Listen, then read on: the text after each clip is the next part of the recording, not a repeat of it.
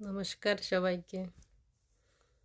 আসলে আপনারা অনেকে হয়তো জানেন না, আমি পরিবারের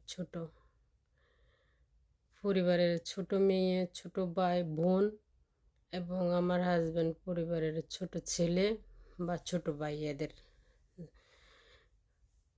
কারণ সত্যি কথা বলতে কি জানেন, পরিবারের ছোট হওয়াটা অন্যায়।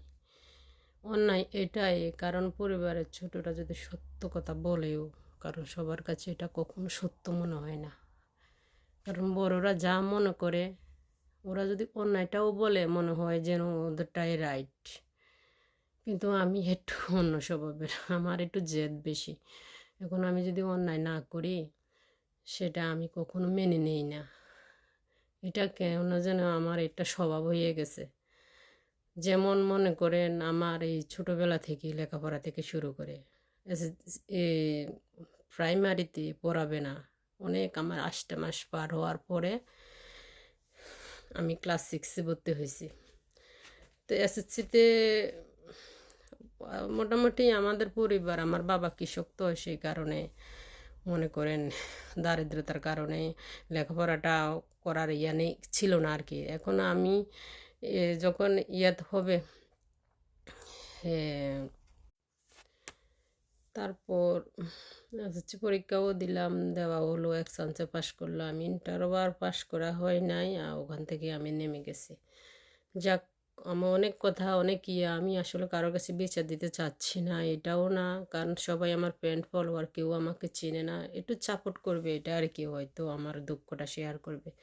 শুধু এটাই বলছি, আপনি কখনো পরিবারের ছোট হলে অন্য পরিবারে কেমন জানি না, কিন্তু আমি দেখলাম আমাদের এখানে, আমাদের ওই ফ্যামিলিতে, আমার শ্বশুর বাড়ি বা আমার বাবার বাড়ি, ওখানে পরিবারে ছোট হওয়া যাবে না, ছোট হওয়া অন্যায়। কারণ ছোটরা কোনো সত্য কথা বলতে পারে না, ছোটরা সত্য বললেও ওদের অন্যায় হবে। ঠিক আমরা হইলাম তার প্রমাণটা আর কি। এখন কেন বলছি জানেন, আমার মনটার মধ্যে একটু কষ্ট আজকে। কেন কষ্ট বলতে পারি না, কারণ কষ্ট, কষ্ট, শুধু কষ্ট, কষ্টের কোনো ভাষা নেই। যাক, অনেক কষ্টই আমাদের ইউরোপে আসা, প্রতিষ্ঠিত হওয়াটা অনেক কষ্টের ছিল। আমি আমার ছোটোবেলার থেকে আরও অনেক করুণ কাহিনী আছে। আমি যদি আমার কখনোই ভগবান, যদি সৃষ্টিকর্তা যদি আমাকে বাঁচিয়ে রাখে, আমি হয়তো বলবো, নয়তো নয়। যদি আমি হঠাৎ, মানুষের মৃত্যুর উপরে তো কোনো হাত নেই, আমি যদি কখনো হঠাৎ করে মারা যাই, তখন তো আর বলতে পারবো না।